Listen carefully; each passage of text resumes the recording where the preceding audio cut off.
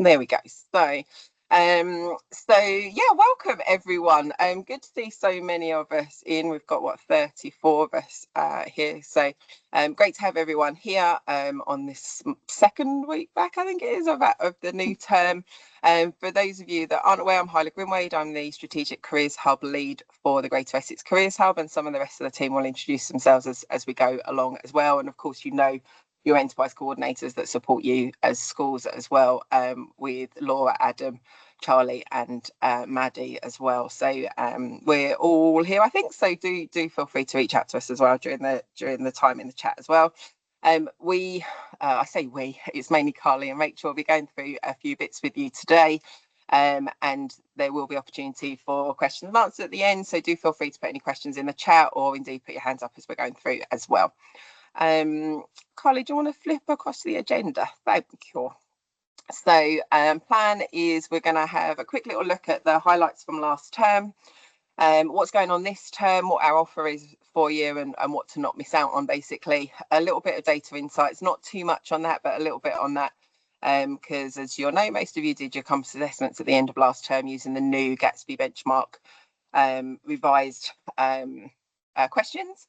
Then there's a bit of a focus on employer engagement, because that's something that's come out of that those assessments, looking at our meaningful criteria, impact system, and then of course next steps. So that's the plan for the next hour or 55 minutes now as we're going through. So I shall hand over to Carly and Rachel. Give myself a little fanfare. So to start off with, we just wanted to talk about some success from our autumn term. So I think last time we met in September, when we did our September kickoff, we were telling you about all the changes to our team and everything that was going on. So I just wanted to take a moment to just share with you some successes. So we've started our modern work experience pilot. So we've launched this with 16 schools who are actively preparing for implementation. So it's a big step forwards, moving away from the traditional 1 week block placement to a more flexible and meaningful model aligned approach in line with the Equalex framework. Our first networking meeting, which Maddie is overseeing, is taking place and scheduled for January, and the employer buy-in for the WEX pilot has really been fantastic as well. They're really seeing it as an opportunity for them to develop their talent pipeline and develop their work experience offer. So all going really well with the WEX pilot. Then we had the New Careers Lead Induction Series, which was a 5-week programme covering everything on the statutory guidance, the Gatsby benchmarks, Compass Plus, FSQ data, as well as SEND and inclusion. And the feedback for that was overwhelmingly positive. Careers leads feeling more confident and equipped with their action plans to strengthen their careers provision within school. Adam delivered some CPD for the Bridge Academy Trust, which was on benchmark 4, linking careers into the curriculum, which was really positive. Teachers left with practical strategies that they could implement straight away, which is exactly what we want to see. And then we've also had teacher encounters at Balfour Beatty, which Laura facilitated for the Brentwood and Thurrock schools, which focused on the Lower Thames Crossing project, giving teachers an insight in construction, sustainability, and the community impact, helping bridge the real world context back into classrooms. And so while all of this was happening, we also managed to recruit Rachel, who's the new operational hub lead, as well as Claire and Ben, who are part of now our employer team. So they've been busy connecting local employers with schools and have already had a huge impact, which we'll talk about shortly. So I'm just quickly going to hand over to Claire and then Ben to introduce themselves so that you can put a face to the name, because they now make up our employer team. Hello everybody, my name's Claire Birch. I am the new Enterprise Coordinator for businesses in the North, so that means I will be covering areas like Braintree, Chelmsford, Colchester, Epping, Harlow, Malden, sort of the tendering areas. I started with the Careers Hub back in October after working in employability for sort of nearly 5 years in South London. I now work obviously with employers across the North Essex areas and hoping to strengthen connections with all the schools and colleges within the area and helping the employers who I'm working with design those meaningful experiences for young people. My role really is to engage in businesses, sort of like to get the businesses involved in initiatives such as that work experience, the WEX project, sector talks, teacher encounters, open door events. So helping creating lots of different opportunities and hopefully inspire them students and support local businesses with their future talent pools. So that's just a little bit about me. I have recently sort of been working with some businesses, sort of talking to them and sort of to get them to showcase different sectors that are available. So we've got some new employers coming on that really want to work obviously with and support the students this year, such as National Grid, Whitbread, TfL, Railscape, PSL and We Talent. So keep an eye out for them, and obviously if there's things that you want your students to be involved in, please let us know, and we'll hopefully can work really well together and support the students. Thank you. Thanks, Claire. Ben on the call somewhere. Hi, I'm Ben Anderson. I'm the Commercial Enterprise Coordinator for the South. Basically, I do all the same stuff Claire does, but not as well. My background is in additive manufacturing and plastics. So I'm coming at it from a different sort of very change of worlds. But I've got a really long history in like sales management and like e-commerce and digital sales and things. So I can really speak to those businesses. I think I bring to the table that I can really sell the benefits and make sure the businesses are getting the most out of it, so they come back time and time again and want to work with the students, make it a real continual relationship. If there's any, like Claire said, if there's any particular sectors that you feel like are a bit underrepresented or anything like that, please contact us. We'd be more than happy to help and try and target those types of businesses. Thank you, Ben. And yeah, as Claire touched upon there, I mean, Claire and Ben joined in October and November, I think, respectively. And then since then, the uptake of employers that we've had, we're already noticing a huge difference. So really pleased with how everything's going within our employer team. So just moving on to look ahead at what's coming up this term. So we've got loads happening, and these activities are designed to give you practical support and also networking opportunities. So we have got our weekly drop-ins that still run, which is an informal session with a chance for you to speak to an enterprise coordinator, ask any questions that you might have, share some challenges, get advice. A great way to stay connected without having to have like a formal meeting. If you haven't joined one yet, then I do really encourage you to give it a try. We've also got our masterclasses, which are running fortnightly on Thursdays. Spring term 1 is focusing on meaningful employer encounters, which will help and strengthen benchmark 5 and ensure every employer interaction has a real impact. We'll cover more in what meaningful looks like and share some examples that you can replicate. And then spring term, the second part of spring term is when we're going to focus more on modern work experience. So exploring some flexible models, curriculum integration, and how you can align with the EqualX framework. As well as that, we've got our normal careers lead network meetings, which are the ones that take place in person. So we've got loads coming up in the next couple of months. So we've got the WEX pilot schools, their careers lead meetings taking place in January, North Essex schools February, colleges February, South Essex, they've got 2 dates to choose from in March, and we've got our SEND schools and our alternative provisions schools for March time as well. So they're a great chance for share best practice, troubleshoot some ideas, hear updates from the hub team. We also have got the Engaging Parents and Carers in Careers Education. This is another in-person event that's going to be taking place on the 3rd of Feb. Is it 3rd of Feb? Yes, 3rd of Feb. This gives you some practical strategies to how you can involve families into careers conversations, something that we all know makes a huge difference to student outcomes.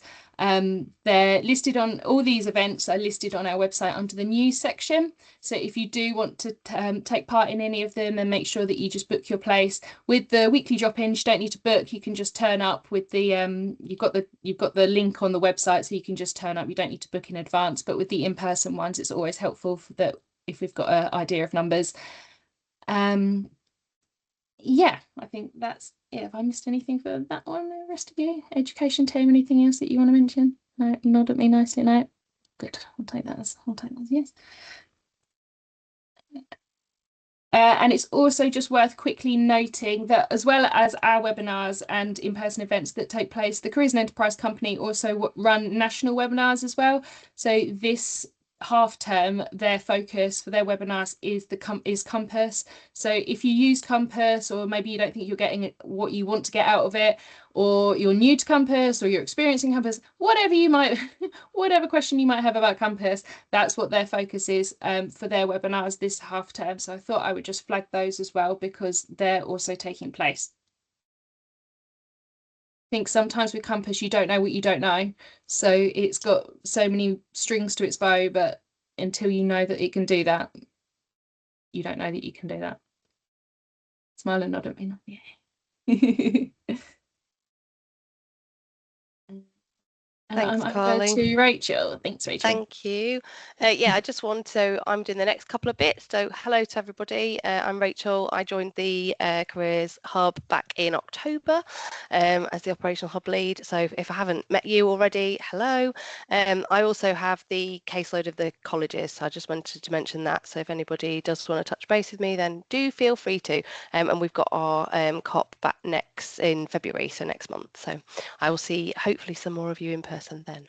But yeah, I just want to talk to you a little bit about data, just to mention that so firstly, thank you and well done. We had a 81% return in the autumn term for our Compass assessments across Greater Essex. We know that the assessments got a bit longer, so we do really appreciate it. And we feel that this is our kind of new baseline, given the revised question set and also the strengthened kind of definitions for meaningful criteria. So the overall results are in line, you'll be pleased to know, with the national average, but not directly comparable for previous years. So we're using it, as I mentioned, as a new baseline to kind of start off and obviously make improvements over the next couple of terms. However, it is good to note, or not so good to note, but it's noted that benchmark 5 is actually lower than the national average across Greater Essex. So we're suspecting this is because of that tighter focus on the meaningful criteria. And as a result, to address this and obviously to prioritise it and to support you in improving this, we've got the masterclasses, as Carly mentioned, in the menu of support, which obviously focus on that employer engagement. And this series will provide practical planning tools, examples of encounter designs aligned to the meaningful criteria, and case studies alongside the weekly drop-ins that we have. Hopefully we'll be able to review your school level data and obviously help you with your implementation plans. So we did actually run the first session last week of the masterclasses, so we wanted to give you an opportunity to put your hands up if you would value another opportunity to possibly have that session run again. I've got at least one hands up. So yeah, we're looking at running that on Thursday this week. So for those of you that are putting their hands up, we will obviously take note and then we can send out kind of a note to say that we're going to run that session again on Thursday, because the next session is obviously just next week. So we appreciate it was the first week back of term, so we thought we'd offer it out here at this meeting just to say that if we did want to do another one. So it looks like there's a few shows of hands. So Adam, that means you're up, I think, on Thursday. So Adam will be running that session on Thursday for those of you that haven't managed to make it. So that's great. Next slide, please, Carly. we just wanted to then talk about how we use your data, because I think it's important to know that we actually do take note of a lot of the data that comes through from the Compass assessments and also your FSQ results. So just to note that we use labour market information as well as our local skills improvement plan, but we also use your results from the Compass assessments and the students' responses to guide us in the planning for what we put on for you guys. So a little bit in terms of the Compass assessments, we use this data to kind of shape and target that support. As we've mentioned before, a great example of this is the fact that we're putting on the masterclass series specifically around employer engagement to help with that benchmark 5. We also are noticing trends across the county in lots of other different areas, and we'll hopefully be deep diving in the next kind of term into a bit more detail as to where those little gaps are and where we can make improvements, and therefore putting on tailoring, I guess, the masterclasses and also the Careers Leader Network meetings. The content for those is also very much defined by the content that you give us in your assessment. So it's really important that we do get those Compass assessments in, because we do use that to kind of tailor the support you get. Also to mention that if you do go along to one of the weekly Careers Leader drop-ins, which, as I say, they're every week, and Carly's mentioned before, online, just kind of join the link that's there on the spring term menu of support, and essentially you can talk through your results. That's a great opportunity to talk to one of the team in more detail about that, kind of your specific results.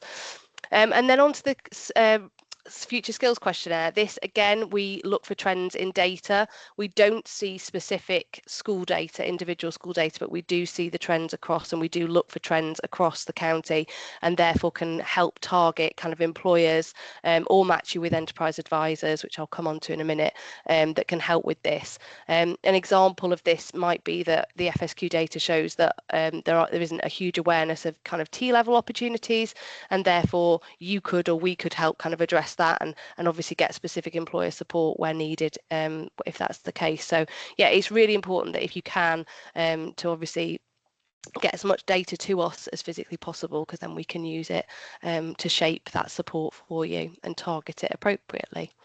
I'm going to move on to employer engagement now, kind of leads on from that. So Carl, thank you very much.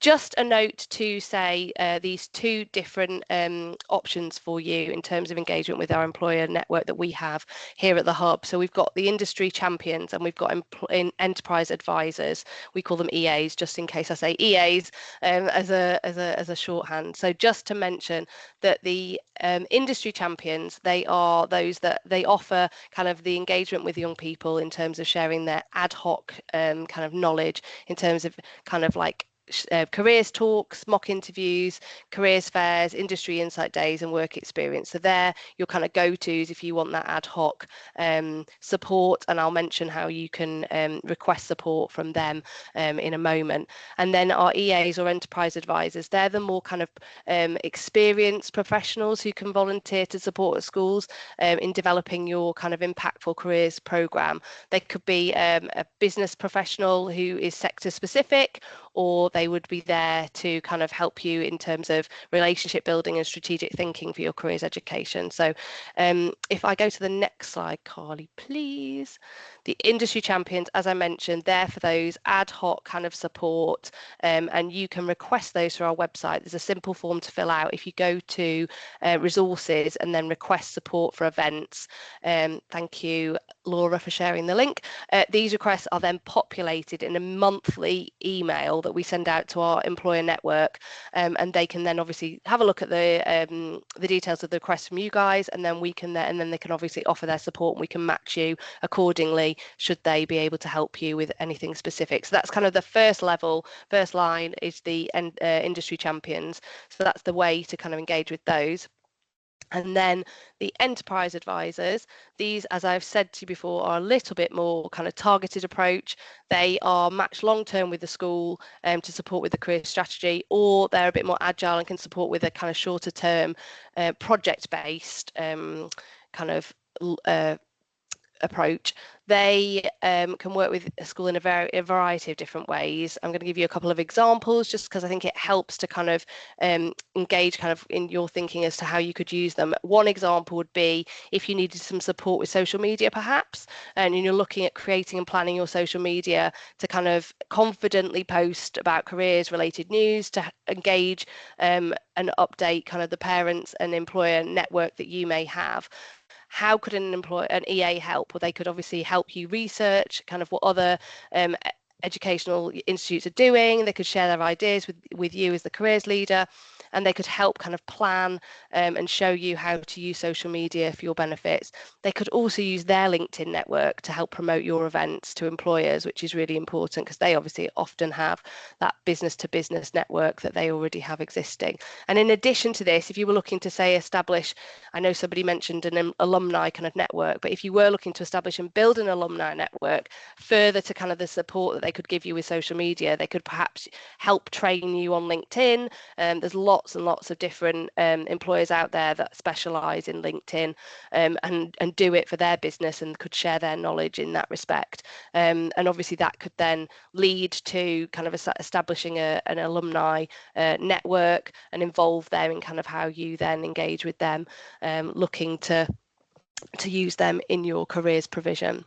So if you did want to engage with an EA and you wanted some support in that respect, then please do contact one of the team and we can hopefully match you accordingly. As we've said before, Claire and Ben are doing a wonderful job of bringing in some new employers and hopefully lots more EAs. So we're hopefully going to have a nice long list of people that can help in various different ways. So don't just think of employers as those industry champions helping at mock interviews and kind of careers fairs. There is also kind of their skill set that you can use to your benefit and really help your careers provision. And don't forget that this is where your compass assessment and your FSQ results can come in, because obviously you can then tailor what support you need from an EA based on those results that we've already talked about. I'm going to hand back to Carly now. So just to touch upon, we mentioned it earlier, but that meaningful criteria, which is now in the guidance. So to make an employee encounter truly meaningful, it's not just about tick boxing anymore for benchmark 5. It's about creating experiences that have a real impact for those students. So having a clear purpose. Every encounter should have a shared purpose that both the employer and the learner understand. For example, what are you doing? Are you exploring careers pathways, developing employability skills, understanding workplace culture? And then that links nicely to our learning outcomes. So these should be appropriate for those learners' needs. Think about what students should know or be able to do after the encounter. So if you're not sure where to start with learning outcomes, then the EqualX framework is a great place for suggested outcomes.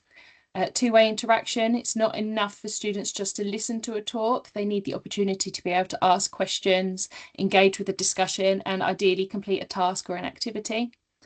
Exposed to a range of different people within the business. Students should be able to meet different roles within the business, not just the senior leaders, so help see a variety of careers that are available. Lots of students always have that preconceived idea of these are the jobs that they have, whatever, if they go to a care home, these are the jobs that, but there's so much more that goes on. So it's really important that they understand the different roles available. Real tasks and real work. So where possible, including activity that reflects real workplace tasks, problem solving, exercising, giving them a project brief, producing a piece of work that's relevant to the employer, and then providing some feedback. So students should receive feedback on their work, on their participation, makes the experience more authentic and valuable. And then a chance to reflect. So the encounter should give students time to reflect on what they've learned, what surprised them, how it connects to their future plans, how it links to the curriculum, what skills they've developed, how they'll be able to update their CV after completing this placement or this activity. If you're already working with an employer, it's a good chance as well. If you're already working with an employer that maybe isn't hitting these points and you would like to continue working with the employer, but maybe you want them to make it more meaningful, then please feel free to put us in touch with them, because we can help develop activities with employers so that it has got a bigger impact. I think this is really where we can add some value by turning a simple talk into a meaningful experience.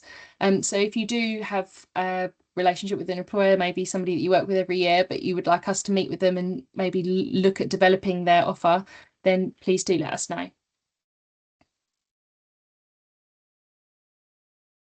And then that links me on to the Careers Impact System, which some of you will know lots about already. I can see a few faces in here that I know have already done an internal leadership and a peer-to-peer review. So Careers Impact System, stage 1 of the Careers Impact System is an internal leadership review, which is where you get your key stakeholders from your school to reflect on the current careers provision, and they use something called the maturity model to do this. You'll receive a series of statements across some 6 themes, I think it is.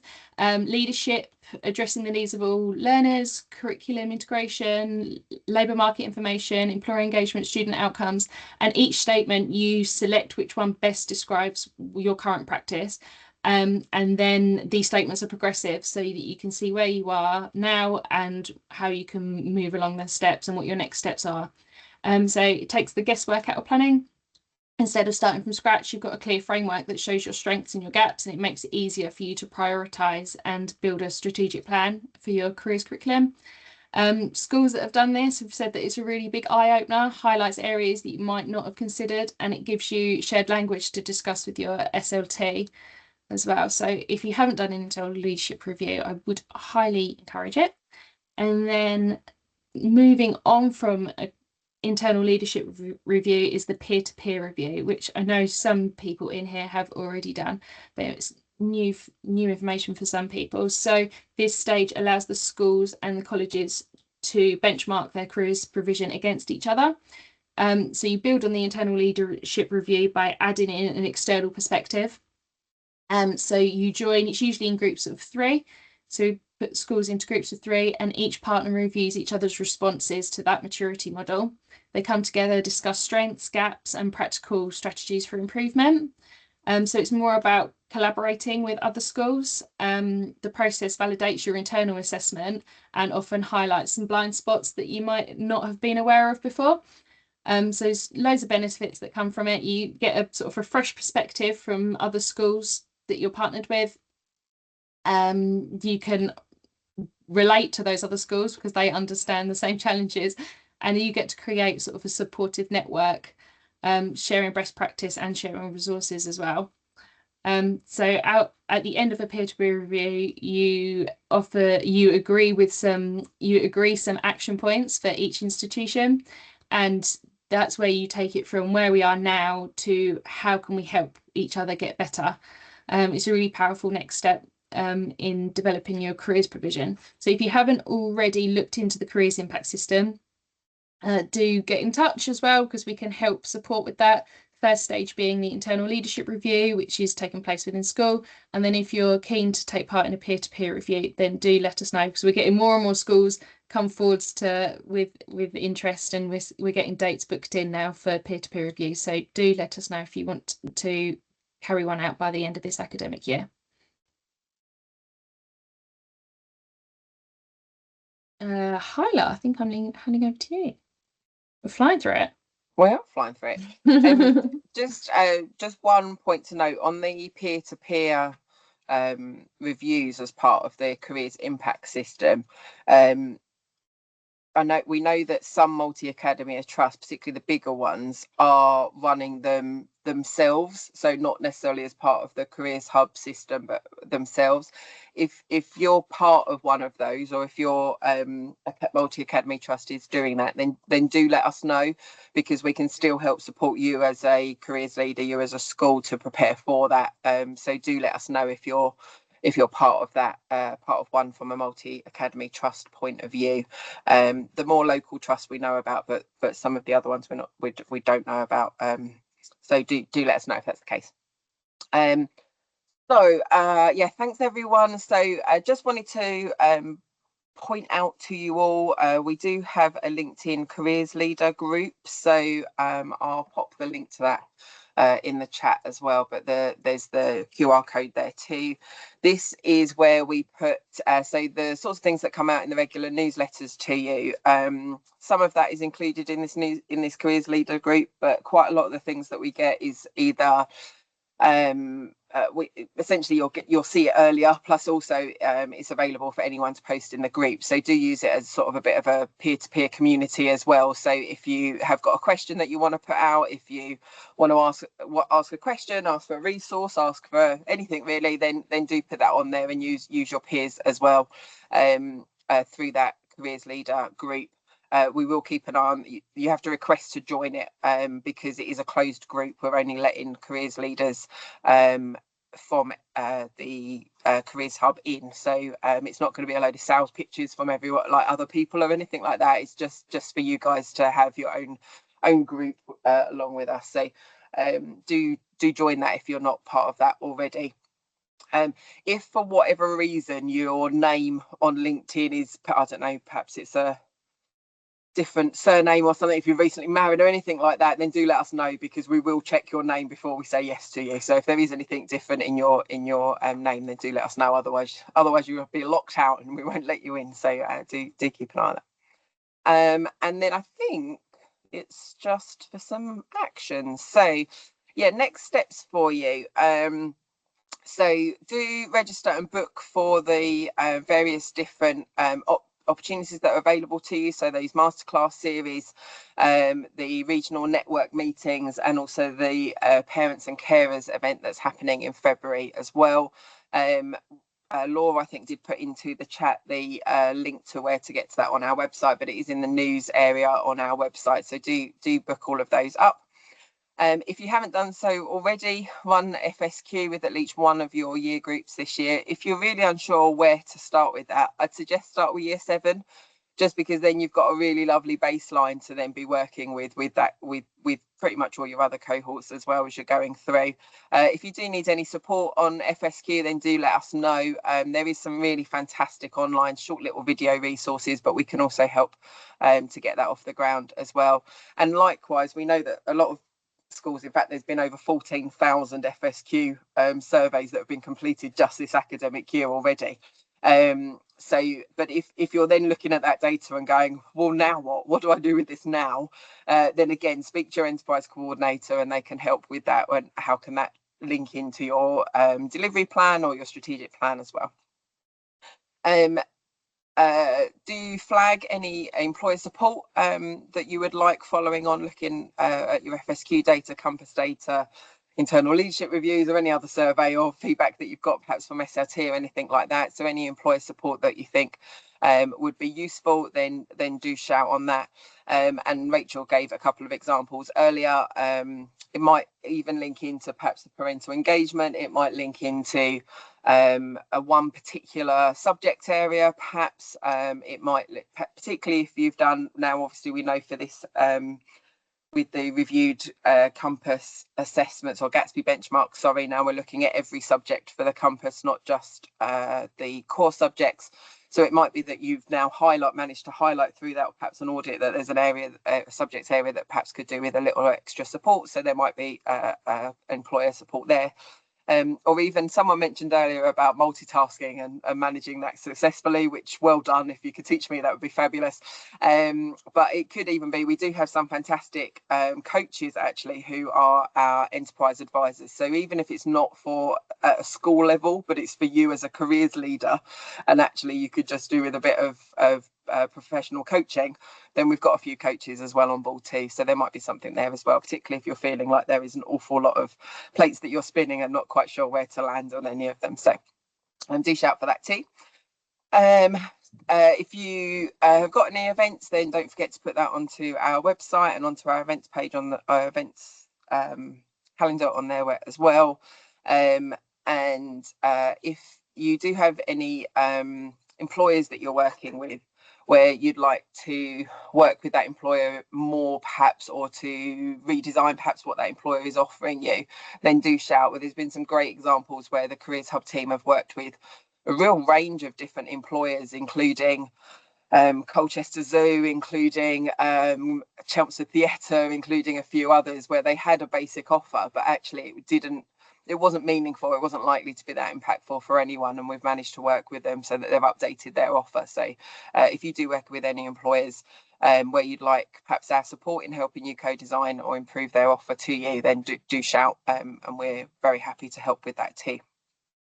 So I think that was everything from us, which means we've got about 20 minutes for any questions. So Carly, I don't know if you want to stop sharing the screen just so we can see everyone's fabulous faces. Are there any questions in the chat? Let me have a look. If we have only just done the ILR, can we still get into the peer-to-peer in the spring term? That's from Keith. I'm looking for Laura, but I'm assuming that yes is the answer to that. Laura is leading on our peer-to-peers for us. I've said to drop me an email and I can have a look because it's in different areas. Yeah, Okay, perfect. So yeah, hopefully we can get you through. If it's not the spring term, then we will have some availability in the summer. But yeah, sooner the better really with that. So that's great.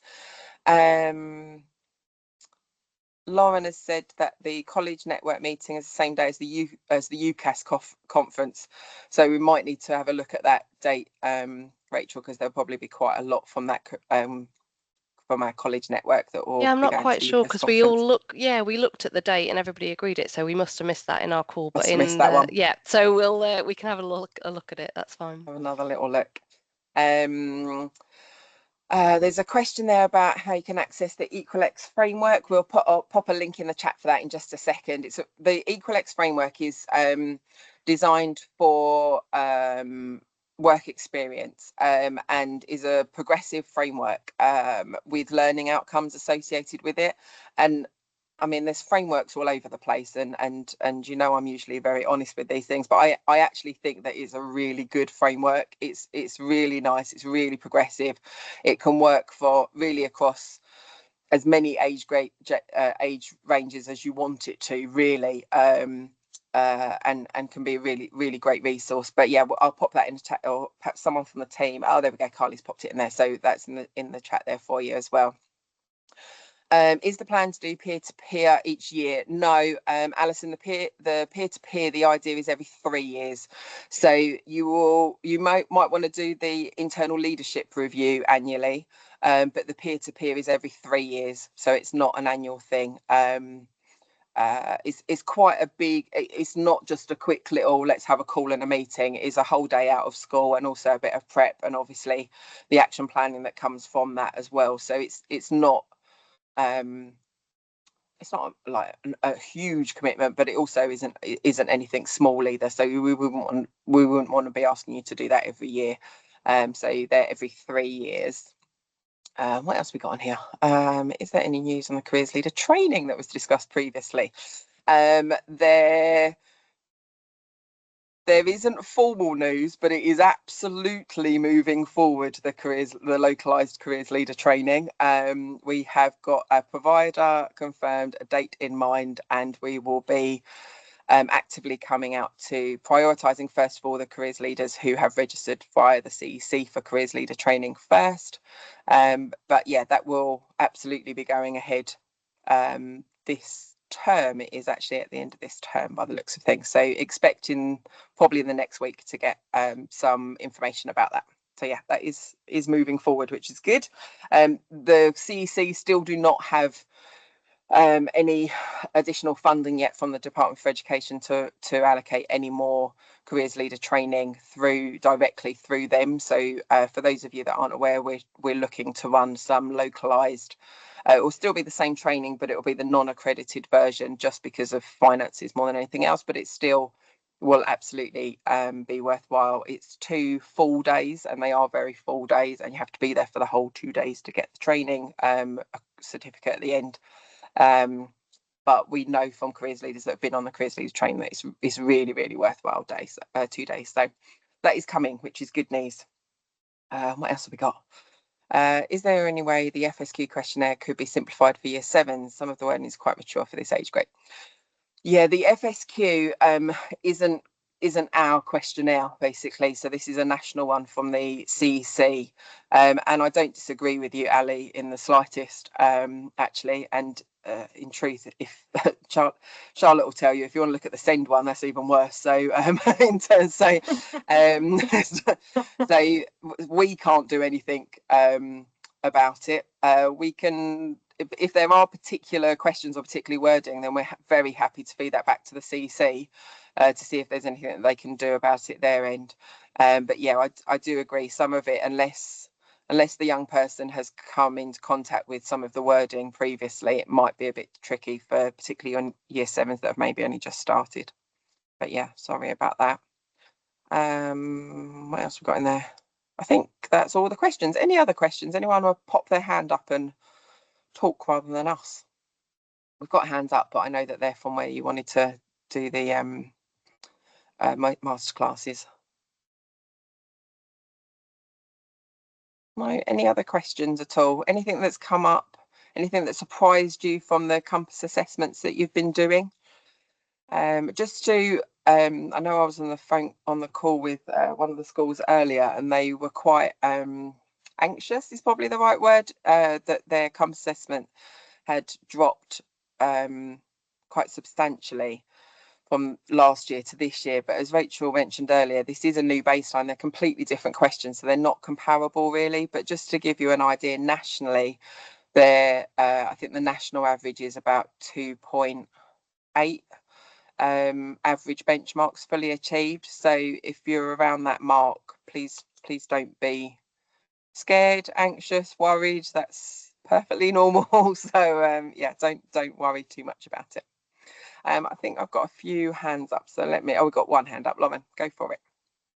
I was going to say, when you mentioned about it dropping, yeah, I went from 6 out of the 8 achieved at 100%. And then when you look at some of the wording, and I used to always have this with Charlotte, because she used to say I was too harsh on doing it and blah, blah, blah, blah, blah, when I was filling them out. And I'll be honest, I did mine this side of Christmas, not before Christmas, apologies.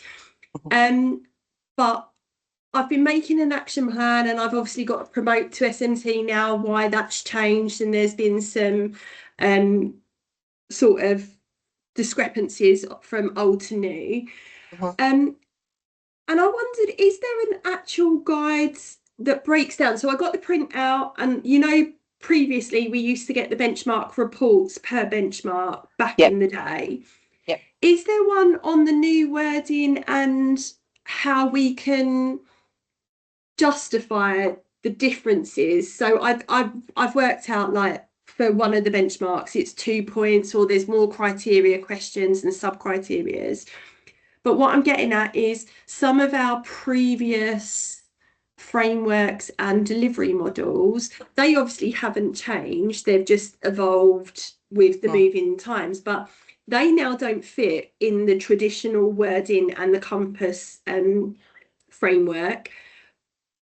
But their matrix models and all of those are still equivalent.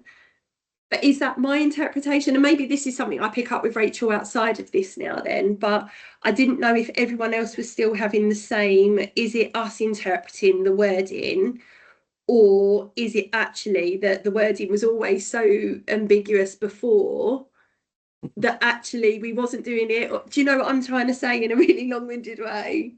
Yeah, so a couple of things. Yeah, absolutely pick it up with Rachel as well, so you can look at your individual 100%. But I would say that I don't think it was that people were previously looking at it and perhaps assessing themselves wrongly against the old criteria. I think it's just that the new criteria, there's more elements to it. So say, for example, with benchmark 5, previously I think there was like 2 questions, and now there's about 15 of them. So like, probably obviously you're going to go down in that if there's one of the, even if you say I don't know, then that's going to be the issue on that. And also, if you think the Gatsby benchmarks were originally created over 10 years ago, the world is an incredibly different place now, and so therefore they had to update the benchmarks, and that's why we really don't.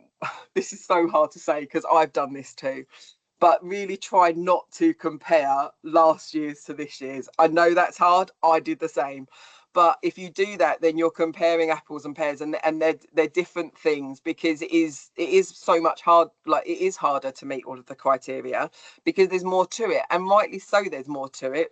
Previously, we've been looking at kind of just getting rolling with the whole careers in education, particularly in terms of Gatsby benchmarks, but now we've rolled with it. Now we need to make it as good as it can possibly be, and that's where that meaningful criteria and everything's come in. So I know this is hard, and I know I haven't done it, so I'm literally preaching when I can't say I've done it myself, but try not to compare. And I know that will be incredibly difficult as well when your manager or your SLT, your principal is coming to you and saying, well, we used to be this and now we're this. Well, what the hell's happened, sort of thing. What have you done? And that's not the case. It's not that you was doing anything wrong before. It's just, it is harder to meet the criteria this time. But I do think that we're quite quickly, a lot of it is just tweaking to make it better, basically, and better for the employers, better for the young people, and better for us ultimately, although it might not feel like that right this second.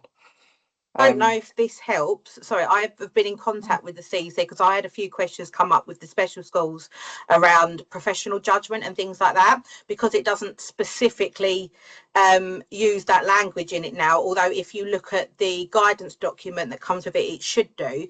But that ability to exercise professional judgment is still involved, and it's still sort of your discretion how your institution best places into the questions. So you can still relate it to what you was already doing, but it just reads a little bit differently. I was going to say, like benchmark 2, you answer 2.1, approximately what proportion of learners have access to LMI? Well, all of them. We're a careers focused college. But then when you go to 2.2, it's like, so how confident are you that learners use the information to inform decisions? Well, even if you mark that slightly down, that completely throws your overall average. Well, I'm working with 16 to 24-year-olds. I'm not confident about anything they do. Yeah. So do you see what I mean? And it just, it feels a little bit like perhaps, and probably what Charlotte's saying, the guidance isn't as clear as perhaps the old ones was, but maybe that's because we were doing it over and over again. I don't know. I was going to say, I think it's just that we knew the guidance so well previously. Yeah. So I remember back in the old days when the Gatsby benchmarks were first introduced, and we were all over the place. No one had a clue really what they were assessing, what they weren't assessing, what this meant, what that meant, and it took probably a good 3 years, if I'm truthful, for that to really be bedded down. So I think we'll probably find the same with this, although the guidance for each question that has come out from the CEC I think is quite good. So there's a document that literally goes through each question and sort of gives you some things to think about or ideas on that question. So I think it's clearer than when the benchmarks first came out. Then it was very woolly. We was making stuff up all over the place. It was awful. Whereas this is just, I think maybe they've learnt their lesson. So this is now very specific, but that also means it's harder to get because it's more specific, doesn't it? But we will get there, and we'll adapt our support to you guys on that basis as well. So we will absolutely get there with it. But just try not to be too despondent by it going down, because everyone's has, as I say, nationally it went from 6 to 2 point, I think it might be 2.7 actually, rather than 2. So it is the norm that's happened, but I realise that's harder to explain to your managers and SLT. Well, it actually worked in our favour for benchmark 8, because as a college we were never ever going to get the personal guidance one, but we actually went up to nearly 90% on that because of the way the wording. So there is swings around that. Take the wins, Lauren. Yeah, thank you. Fiona.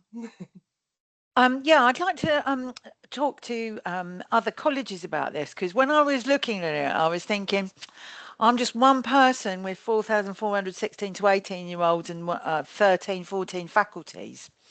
And if we really want to get traction in moving forward in the quality of the careers-related learning in the curriculum, it would be really good if I set up, and I know that I can see that you set up every curriculum head to be able to do their own assessment. How does that work? Does it work that we will then be able to look at each individual area and it gives us a generic overview based on those outcomes because of the granular nature of some of those questions now and I think it would be really a good way of people to be able to understand what are the expectations now, because they really have ramped up. It seems to me, and I've only been in the job a year in comparison to what people think it was to what it is now. Anybody do that? Do you do that in USP, Lauren, or do you do it for everybody? Hyla knows we've been introducing the maturity model before we realised the full impact of the new compass. And I'm now in two minds. Do I carry on with the maturity model where each of the sector areas that we teach in, so the same as your faculties, they were all having individual action plans, but I was still responsible for doing compass college-wide.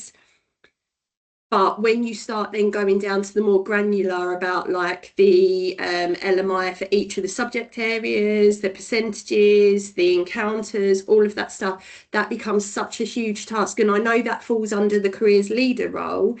It does make sense under the quality role to have ownership within the departments.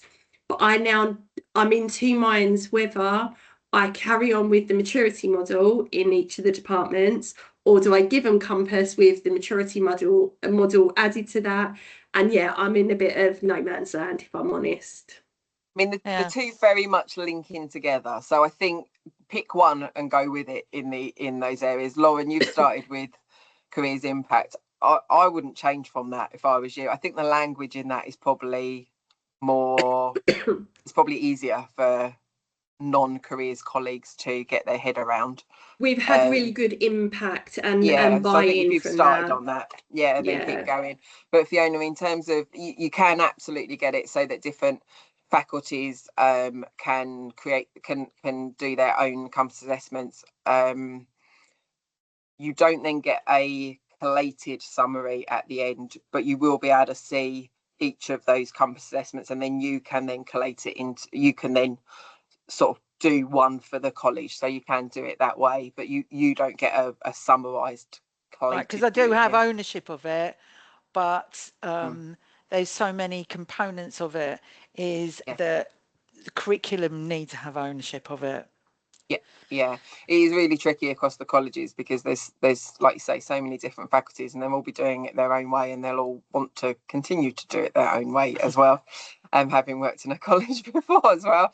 Thank you. So, but yeah, that might be. You might need to rearrange the next college COP, but maybe that's a topic for the next college COP, Rachel. Definitely. Sounds like could be a good one. Any other questions or comments or thoughts or support requests or anything else? Silence. Fabulous. Well, in that case, I don't know quite how we manage this, but we'll let you guys get off 5 minutes before we planned. If you don't forget that we're obviously all here, so you know your enterprise coordinators if you're a school or college, and Ben and Claire will work via them to help you with any employer needs as well. And yeah, good start to the rest of the term, hopefully. What will be a busy term. Anyone doing UCAS, good luck. Hope you get it finished. And we will speak to you all soon. Thank you. Bye. Thank you. Bye.